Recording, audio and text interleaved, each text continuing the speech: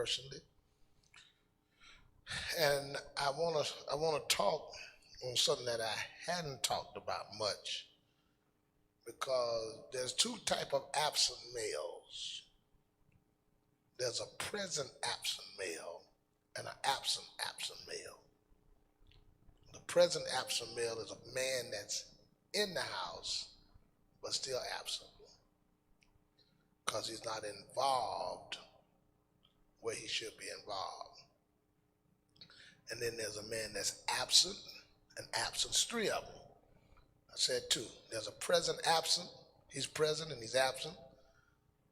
There's an absent, and there's an absent present. So let me see, can y'all define the ones I'm talking about? Okay, this is the first one I'm talking about. A present man. What am I talking about when I talk about a present man? Man is there. What about a present absent? He's what? And what about an absent present? Okay. All right. So let me get somebody to tell me who want to tell me you want to say it? You don't have it yet? All right. Who has it and want to tell us what three I'm talking about tonight? Who has it? You got it? Sister Jasmine, you've been nominated? Okay. You've been nominated by the youth. All right. Tell me what I have here. I'm confused. She's confused. You know? Present? No, I just want you to repeat the three type of males I'm talking about tonight. Oh, you're talking about present, absent, and absent. Okay. Tell me the difference. Present is that you're there. Present, absent is that you're in a home but you're not active. And absent is that you're absent. So let me just talk about that present absent just a little bit, and I'm gonna go over. When a man needs to be there emotionally, physically, financially, mentally, all those aspects, he needs to be there for his children and wife and family. He needs to be there in all aspects. And we'll get this good, because sometimes women mix it up too, because they don't understand. It's most men who are working men can't be present all the time. Most men, even in their stay in the home, they're present absent because they have to take care of the responsibility. But to be able to be present absent and yet be present, because that present absent can work two ways. It can be the man that's present and that's absent in a bad sense, or it can be the man that's present and absent because he's working and got responsibilities, but yet he's present. Y'all see that, what I'm doing with that present absent? So there's a bad and good of a present absent. There's the present who's present and absent emotionally, absent mentally. I mean, just home, go in the room, don't do nothing, don't talk to the kids, don't. So he's present, but he's absent. But then there's the other one who's present, absent, who's good. He's absent because he's taking care of the responsibility, but emotionally he's present. Now that's what I had to be, because I've always been absent, going, working, but there's not a change in my children's relationship because I was present with them, even though I was absent. And their mother had to teach them my role and my responsibility and what that meant. But I've always been emotionally attached, mentally attached, and financially attached. And so these are some of the things I want to talk about tonight. Y'all with me?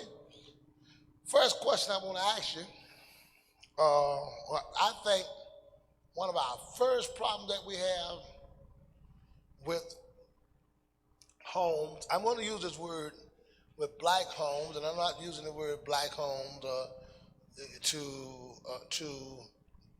make the black race look bad, and I'm not using it because we have black and white and Hispanic. We have a diversity of members in the church. But I'm using the black home because that's where a lot of the problems seem to be in. Most black people have not been able to really define what a man is. Most. We got a whole lot of different definitions of men, and that becomes a problem because there's two ways to define something. You can define it by what you read, or you can define it by what you see. And if you're defining it by, and most of us define stuff by what we see. Okay? Let's do this.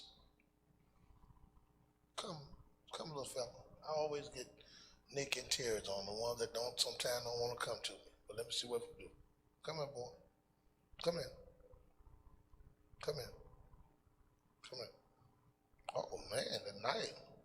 What a wonderful experience. Now, what color is this? What color? I'm going to ask y'all to do something for me. Define red. No, define it. We know it's a color, but define it. Define what red is. Define what is red. Define it.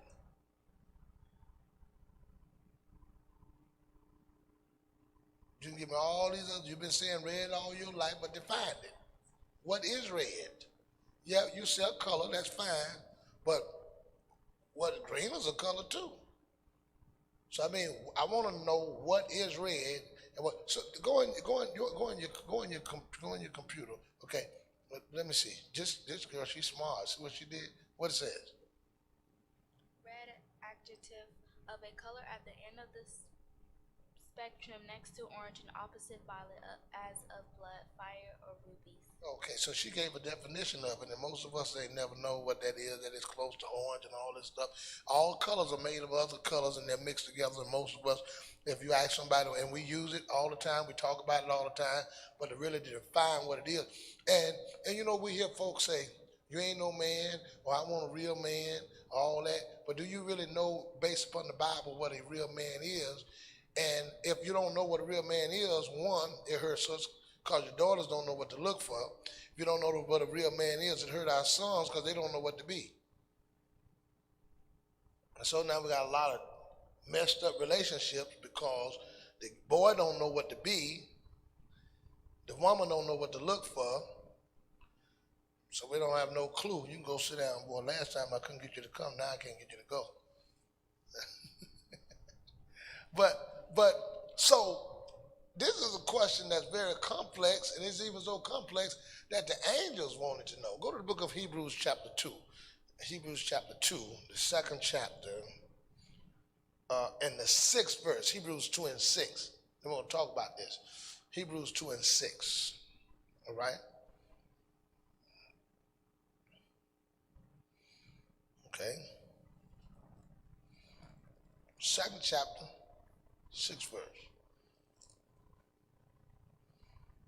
Okay. Read it. All right. 2 and 6. One in a certain place, testify, saying, what is man that thou art mindful of him? So he asks, what is man? So let me get a lot of definitions of what man is. Let me hear your definition. What is man? What is man?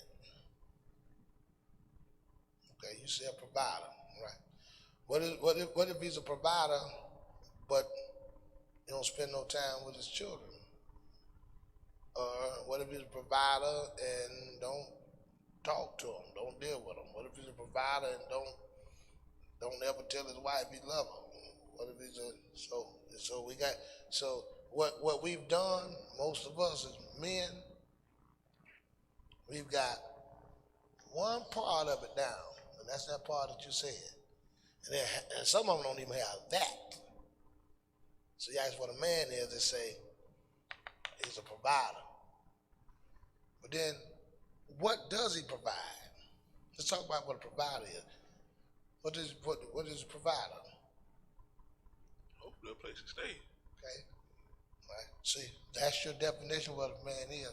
Provide a roof of, that could be a sugar daddy. That could be the welfare office.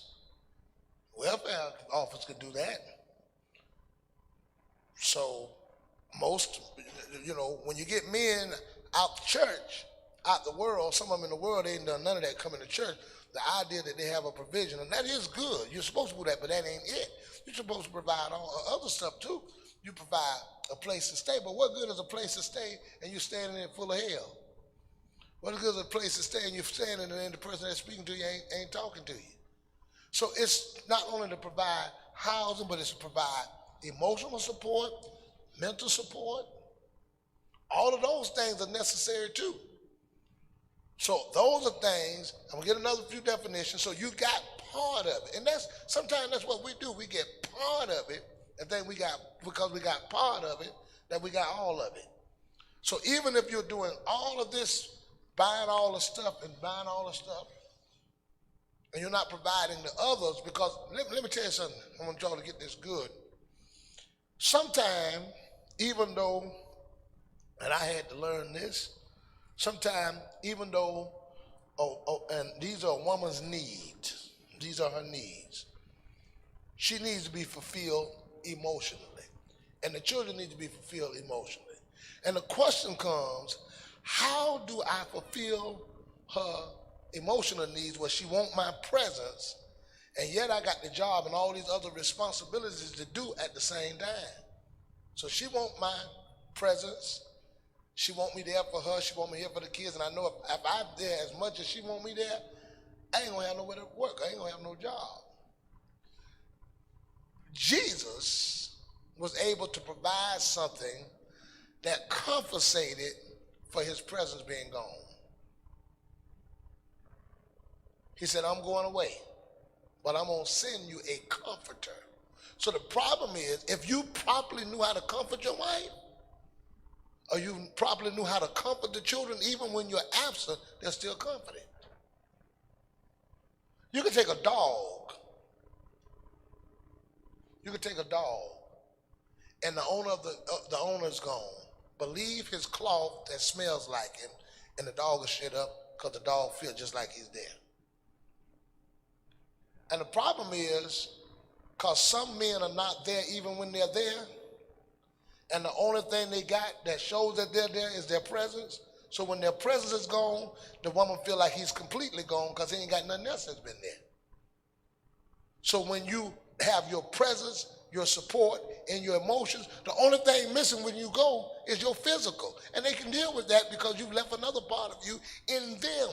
And that's what Jesus was trying to show us, because a man is supposed to be in the image of God, and everything God did, you're supposed to do for your wife. So he left to go prepare a place, just like a man go leave to build a house and to work for his wife. But he left something in us that we're comforted while he's gone. And he's been gone for 2,000 years.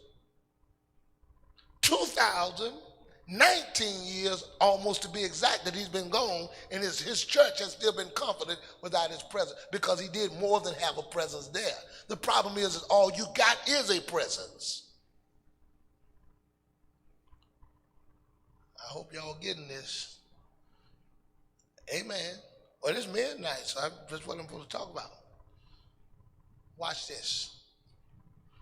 Go to the book of John, chapter 14. Watch this.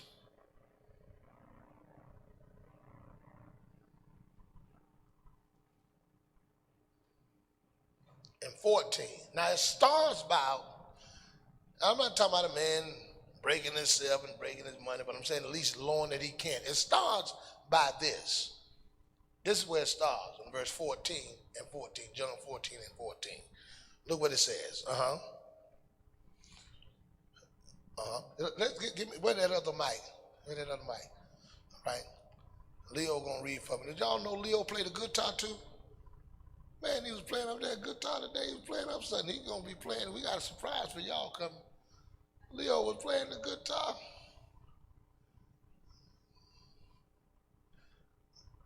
All right, you got it on running? All right, go ahead, Leo. Hold on, let's make sure you got it running.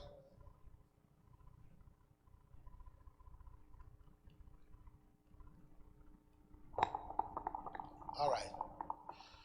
Now listen to this, okay? If ye shall ask anything in my name, I will do it. Wait, first it starts how he's talking to the church. Listen how he's talking. If ye Listen, shall, if you ask me anything, I'll do it. That's the setup.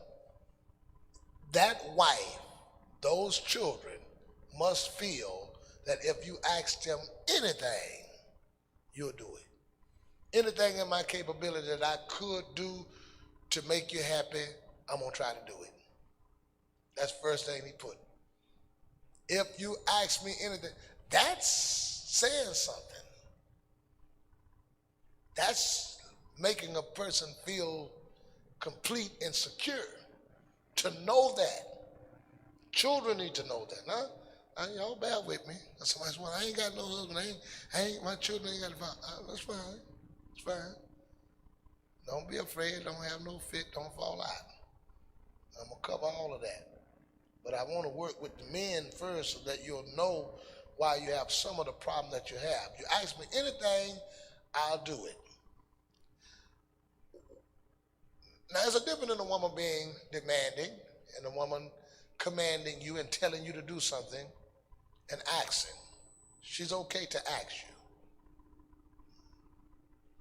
And every now and then, a woman go through this emotional thing that she want to feel fulfilled, and she gonna ask you to do something stupid. Like, you'll go and get me something to drink. If you're too macho, you're going to say, get it yourself. Every now and then she might ask you to buy this or get something. Every now and then your kids may ask you. I can remember, and what I learned to do is I learned to try to fill my children before I got empty, before they got empty. So, little old thing, you'd be surprised, man, how they would be missing me and didn't want, daddy, and I just take them real quick on a quick ride to the store, buy a piece of candy, and walk them on my feet. I'm rushing, going. I'm catching a plane. I gotta go, and just that little bit kept them for that little bit of while. That kept them. Okay, so that's the thing. It doesn't take as much as you think. It doesn't take as much time as you think. It's not the quantity of time. It's the quality of time. Because I didn't have the quantity to give. And I still don't have the quantity to give, and they're grown. I don't have the quantity sometimes, but it's the quality. You follow me? So that's what you got to get. That's what a man is. He got to provide all those areas. All right, look what he says. Mm-hmm. if ye love me, keep my commandments, and I will pray the Father, and he shall give you another comforter, that he may abide with you forever. I'm going to give you another comforter that he'll abide with you forever. All right, read. Even the Spirit of truth, whom the world cannot receive. Now, do you know, and I want y'all to get this, do you know that there are people who have physically lost their husbands or their wives physically and are completely satisfied with never getting married again? And they're completely still in love with the person that physically left. They're physically left. Why? Because that person left them with something emotionally that outlasts their physically. So the person is gone physically, but they're still in love with them even though they're gone. because that person was there more than physically. So even though so it should be the same way with men that are out. You're working, you're gone. Men go go in the navies and all these different things there. If you can master being there, not just physically, but emotionally, conversation wise, all those things, it feels. And the Lord said, you shall be filled with the Holy Ghost. I mean, I'm going to move the board. I ain't going to leave you comfort. I'm going to leave you another comfort. Watch this. Because it seeth him not, neither knoweth him, but ye know him, for he dwelleth with you and shall be in you. He dwell with you and shall be what?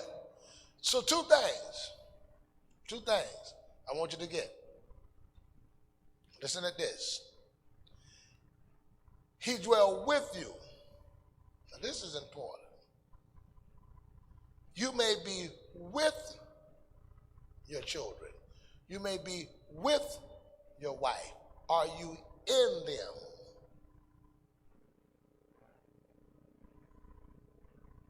See, so you're supposed to be not just with them, but you're supposed to be in them. Jesus said, watch this. Listen to this. 14 and 11. 14 and 11. So we have relationships sometimes with physical, but we don't have relationships in. 14 and 11, look what it says. And I'm talking about men. I want to build men. 14 and 11, what does it say? Believe ye that I am in the Father, and the Father in me. Not just I'm with him, but he's in me. Are you in your children? And are your children in you? Are you with your wife? And she's in you and you're in her. So we have a lot of relationships that are not in. And see, there's a difference between in and with. With means we're physically together. But in means that we are emotionally intertwined, intertwined. And that's a lot of things that we don't have with our children. We're with them, we're not in them. So I want to open this up to men so that you can see. And when women are asking for that and talking to you that, and it's not always the physical. See, it's not all. They're saying, I want you to be here. They're saying that because you're not there in other ways. Somebody asked me, because sometimes, man, Sister Scott and I, we're busy. She's busy, I'm busy. It's 2 or 3 weeks, I'm here on the road. My kids, I was always gone physically. Always. And that's with all 3 of my children from the time. I was always. And to see, somebody asked, how do y'all have that bond? How do you have that closeness? I was gone half all their lives. But I sought to be in them and not just with them.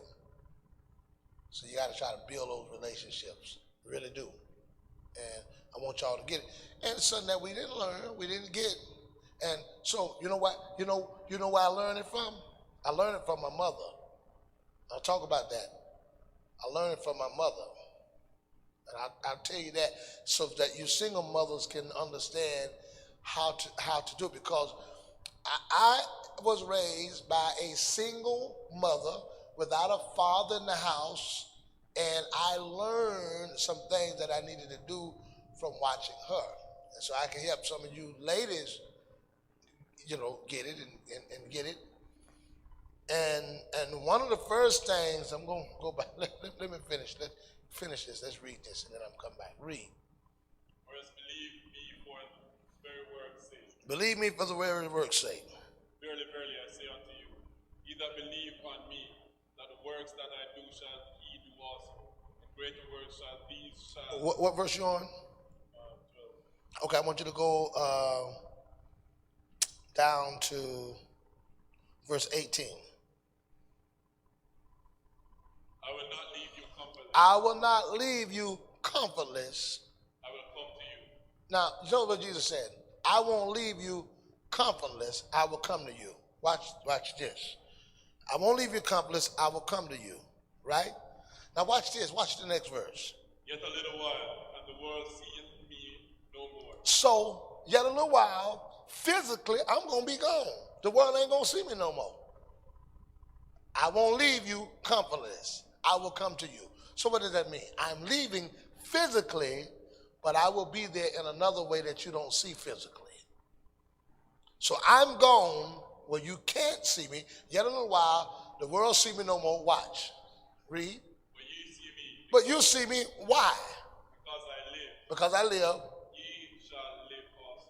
At that day ye shall know that I am in my Father, and ye in me, and I in you. So this is why you won't be comfortless, because in that day, when I'm gone physically, you will know that I'm in you, even though I'm physically gone. So you got the key? Physical presence gone, but yet the emotional and the mental and the spiritual presence is still there. So when you say you want to be a man, or you are a man, you're a man when you can master being somewhere spiritually and emotionally when you're not there physically. Now watch, this all plays in part, and that's what God wants you to be able to do. You know why he wants you to be able to do that? Because listen, because you're made in the image of God. And God has a presence and God has a spirit.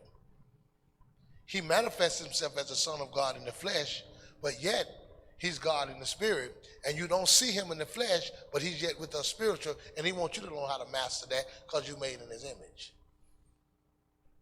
Just like he's done with his bride, because he said, love your wife like Christ loves the church. He's mastered being the bride, being the husband. He's gone, and his spirit is keeping us comfort while his physical is gone, and you're made in his image, and that's what you're supposed to be doing. And until you can do that, you haven't become a man yet. Until you can physically be gone, because you've done so much there. You've done so much by when you were there physically, that when you're gone physically, you're not missed physically, because you've left enough of you there spiritually and emotionally that can maintain till your flesh come back. That's why Jesus can lead a church for 2019 years and come back and find him a bride, because he left something that he's sure is strong enough to take care of it. Y'all with me? Is making any sense? You got it? I want to make sure now. So, look at this. There's powerful scripture, the 14th chapter of John. We really don't see it, don't really look at it, but it's very powerful. And it's showing, and this is something you got to master, because a man got to work. If you don't work, you don't eat. And God leaves me this big contrast. And I had to learn that, because when we first got married, Mrs. Cowart couldn't understand. It was better for her to understand, because her daddy worked at the mine. It was. And when you got a mine job and you but I watched certain things, I saw certain things, and when we were talking, it's very rare I would see her daddy. And if he was there, he was in the bed, sleeping, trying to get up for, things he was doing. But man, I watched him, and my mother-in-law is just crazy about him. She in love with him. And he was working. But what it was, the thing was, is he was so there for whatever she needs. Anything that the cars would be washed. Some of y'all shaking head now, because anything she act like she want. Well, he understands he has to do that. And they ain't talking about physically and money. Most women ain't gold diggers. There are some now. There are some. But I learned that quick. If you get a gold, they ain't got to dig for it. Well, them sisters are shaking their head now. I need to come back on the women's side to make sure y'all get y'all. but that's this now. This shouldn't be a gold digger, but that's how you kill that. You kill that by not waiting for them to be deprived to ask. So I learned. See, and this is what we do. We don't know it as men. We don't know it. And different ones, we don't know it. We like to feed our children when they cry for it. But as a man, you should be able to see, because this is what we do. We feed people when they're hungry. And you're supposed to be feeding them to prevent them from getting hungry. Because when you get hungry, you want more and you eat more. I found that out. I went, I start really hurting myself because I go to the store when I'm hungry and I be buying all kind of stuff. And I mean, I fill my basket up. You go to a restaurant or whatever, you go to ordering. So I learned, don't wait till I get hungry to go get it because I'm going to want more. Don't wait till your children and family get hungry because they want more. Look at them and kind of tell when they're getting that way and put them. So that's the man's job. That's what you have to master. That's what you have to look at. So what is man? What is man? Man is, what is his responsibility? Okay. Let me say this. First of all, let me get some questions on what I just talked about. Anybody got a question or comment? Nobody have a question or comment? So now my goal should be different. What should my goal be now? My goal should be not just to be a provider, but now that I understand what a man should be doing, then I need to be finding out, am I doing, now how do I master all of these, Pastor? How do I do that? What do I need to do? How do I need to provide that?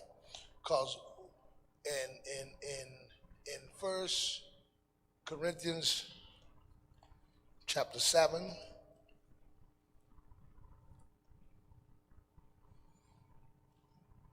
going to tell you all this, and I'm going to tell you how to do it. 1 Corinthians chapter 7. It's about being conscious and being aware and being educated. It's about being educated. And a time since Kyle and I was having some real serious, when we first got married, about the second year of marriage, man, we were having some serious problems. And the Lord told me this, and I'll never forget. He said, I want you to get a book on women. I had a book about women. It was a book that was particularly for women. And when I read the book, I read it, I put it in my Bible so people wouldn't see. They wouldn't nobody think I was funny. I had that book, and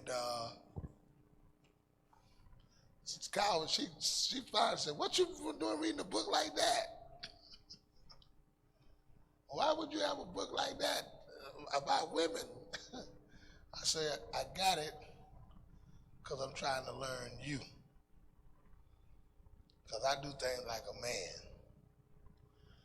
And she suggested something the other day, because I'm writing a book, A Man with Issues.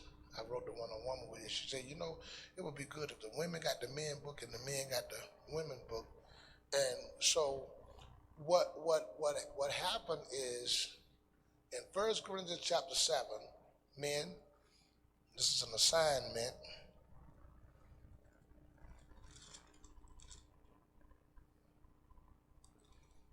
That you need. 1 Corinthians 7.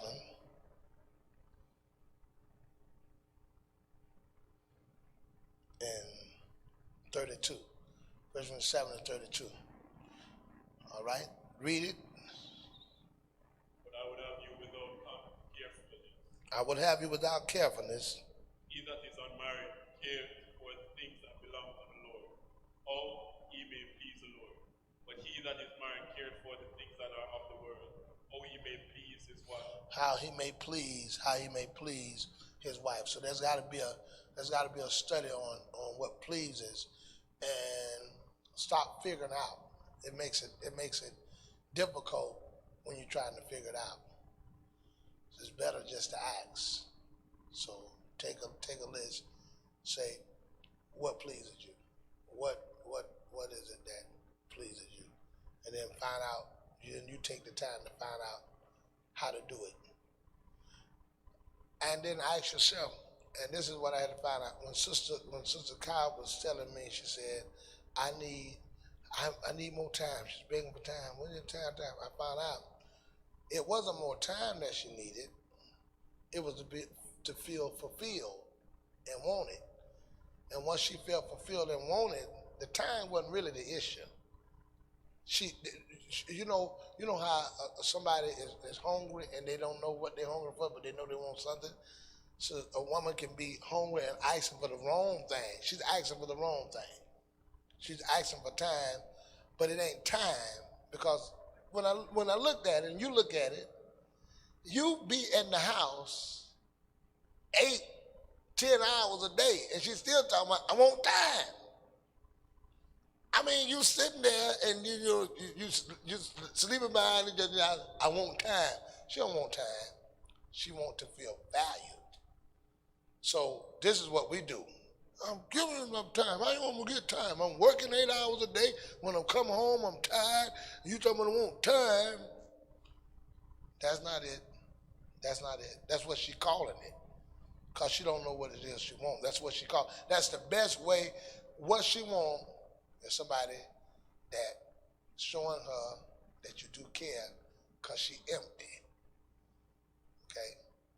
So I can prove it ain't time. I can prove that. Okay? You let her be hollering about, I want time. Baby, I want time. And you come home and set about $500 on that table and say, baby, you can go shopping.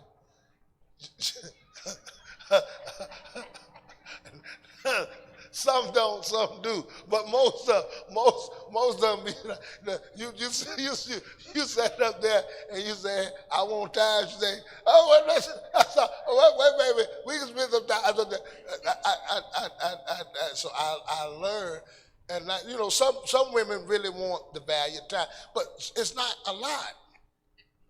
It's just so I noticed something. This is what happened. This is what happened. This is what happened. And it taught me what it really was, what she needed. Okay, so I'm on the phone talking to somebody, and they're talking to me about a problem. No, I'm talking. She said, I just tried to talk to you 5 minutes ago, and you said you was busy, but you sat on the phone there 30 or 40 minutes with one of your friends. Okay. It wasn't time.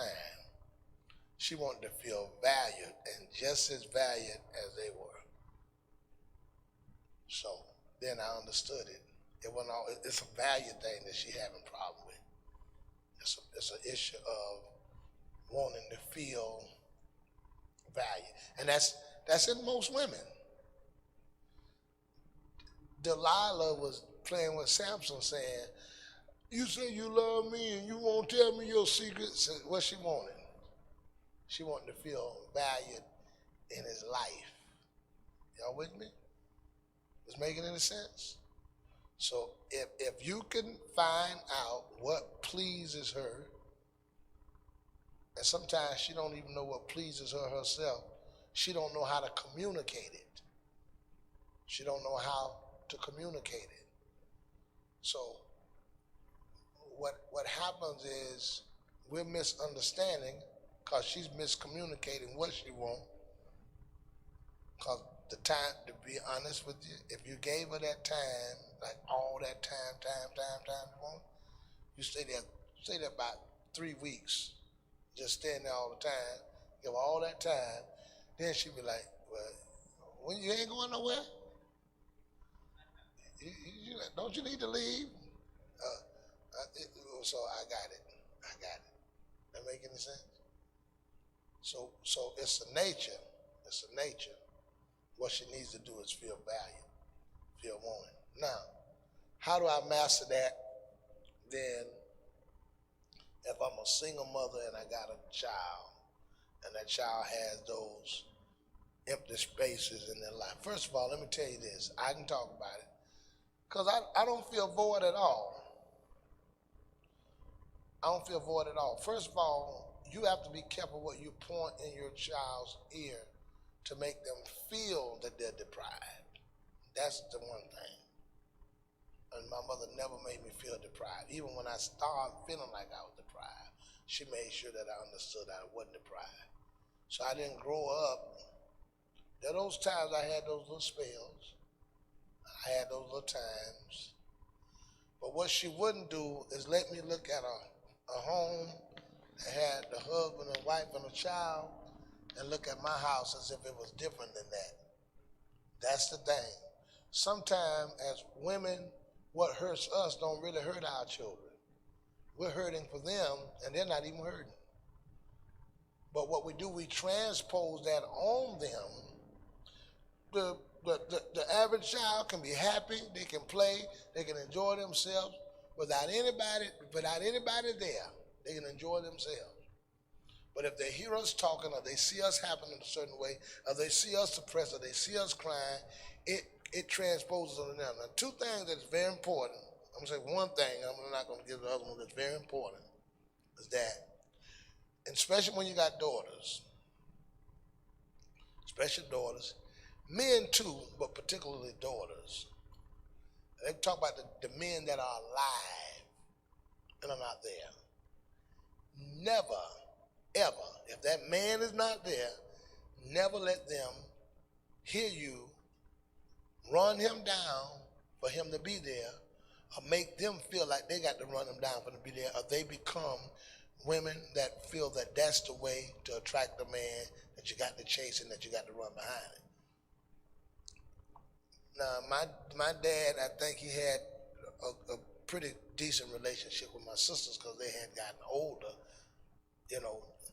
But as for me, there's a point that I got, and my mother never, ever made me, like, call your daddy, tell your daddy you want to come over there.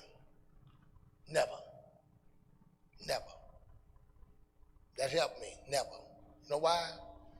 Because when I instill that in them, that's the way to do it, then that becomes their way that they feel like you got to do. You got to be. So if he didn't ask for me, which he didn't,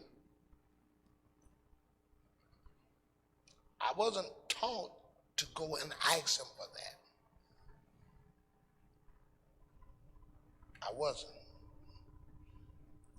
Women sometimes, you do it, especially in relationships that are outside of wedlock, women themselves force their children on the man, and the children hear that. You need to come get Danisha.